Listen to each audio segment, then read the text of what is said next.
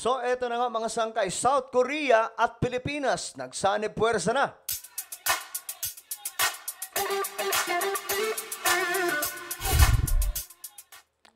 Hello guys, this is me, Sangkay Janjan. I'm back for another vlog today. Kamusta po kayong lahat sa mga nanonood sa atin ngayon? Kung ikaw ay Solid Sangkay, mag-comment po kayo na hashtag Solid Sangkay kasama po ang inyong mga lugar. Okay guys, pag-uusapan po natin ito ngayon, mga sangkay, itong South Korea. Tingnan po natin ano po yung nangyayari kasi nagkaroon po ng pagbisita itong mataas na opisyal ng South Korea dito sa Pilipinas. Ano bang klaseng sanib puwersa ang ginawa nila? Pag-usapan po natin yan, but before tayo magpatuloy mga sangkay, kung hindi ka po nakakapag-subscribe sa ating channel, click the subscribe down below, click the bell, and click all. Dahil dito mga sangkay, 1.3 million subscribers na po tayo. Paangat po tayo ng paangat, parami po tayo ng parami. Kaya ano pa ang hinihintay mo mga sangkay? Sa mga nanonood po sa Facebook, i-follow nyo po yung ating Facebook page. So ito, pag-usapan po natin. Very interesting, no? Ito pong si President Yoon Suk Yeol ng South Korea, bumisita daw po sa Pilipinas, nakipagpulong kay Pangulong Bongbong Marcos. O, tingnan po natin mga sangkay kasi, naku, maiinis na naman po dito yung China. Mas lumalim pa ang strategic partnership ng Pilipinas at South Korea sa pagbisita ni President Yoon Suk Yeol sa bansa. Sa bilateral meeting niya kay Pangulong Marcos, 8 kasunduan ang pinirmahan ng dalawang bansa. Okay, 8 kasunduan ang pinirmahan. Ibig sabihin, may sanib puwersa na ang dalawang bansang ito, mga sangkay. And remember, ang South Korea ay nasa top 10 na may pinakamalakas na military sa buong mundo. So, hindi po ito basta-basta. Nasa frontline balitang yan si Maricela Lili. May parang napatanong lang ako. Sa rehiyong kaya natin, no? Dito sa Asia, sino-sino kayang bansa ang kakampi nitong China? North Korea lang ba? Kasi halos lahat ng mga bansa dito sa Asia kakampi ng Pilipinas, di ba? Kahit malakas ang buhos ng ulan, natuloy pa rin ang arrival honors para sa state visit ni South Korean President Yoon Suk Yeol sa Malacanang kanina. Personal siyang sinalubong dito ni na Pangulong Bongbong Marcos at First Lady Liza. Pilipinas ang unang stop ni President Yoon sa kanyang Southeast Asian tour bago ang ASEAN Summit. Sa one-on-one meeting niya kay PBBM kanina kasama ang mga miyembro ng gabinete, personal na nanawagan si Pangulong Marcos sa South Korea na makipagtulungan sa Pilipinas para sa pagpapatupad ng International Maritime Law. Ayan na, mga sangkay.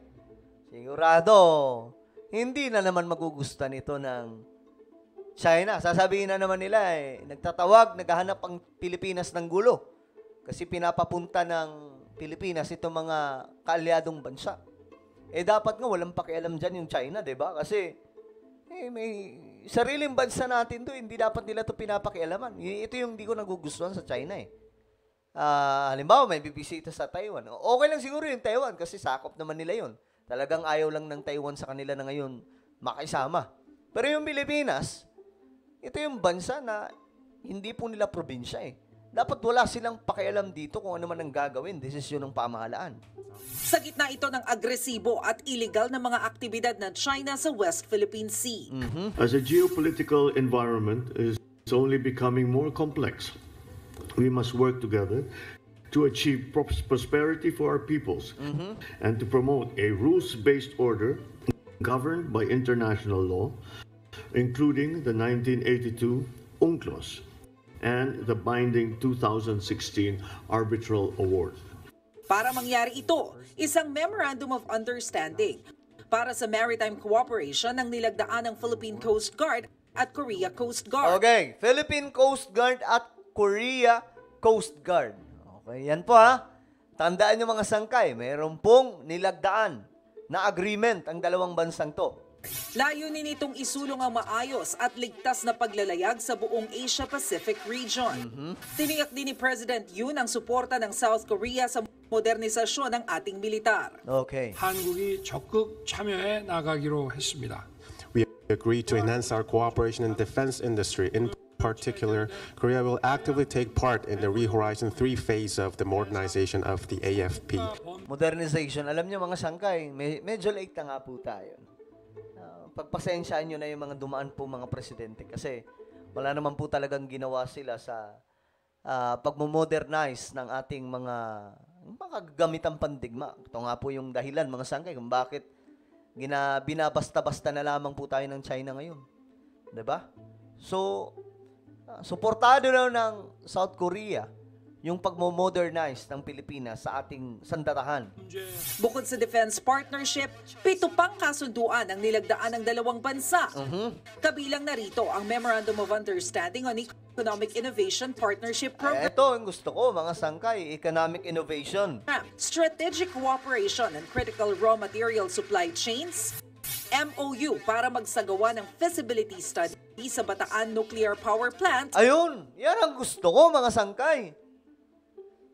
Ano ito, mabubuksan na ba yung Bataan Nuclear Power Plant? Yan po kasi yung malaking proyekto ni Pangulong Ferdinand E. Marcos na sinayang lamang po ng Aquino administration, pati ng Ramos administration. Eh, sana mga sangkay, mura ang binabayarang kuryente dito sa Luzon. 'Di ba?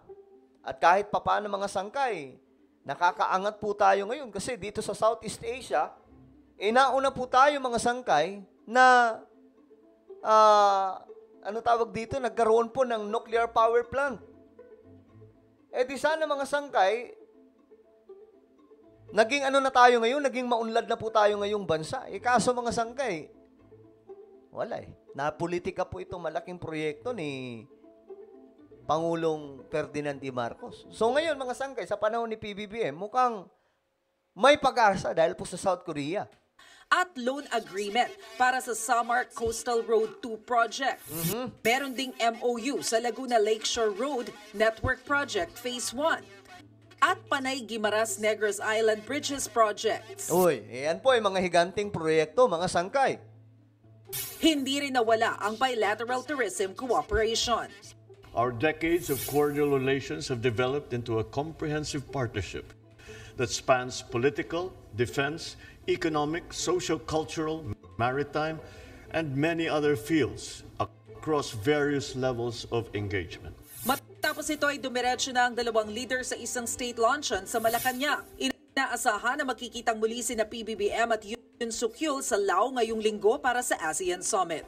Nagbabalita mo. Okay, so ayan po ang mangyayari mga sangkay, no? O nangyari sa kanilang pagkikita dito sa Pilipinas. Mayroon pong defense cooperation and agreement, mga sangkay na naganap, na which is kakainisan po yan ng China.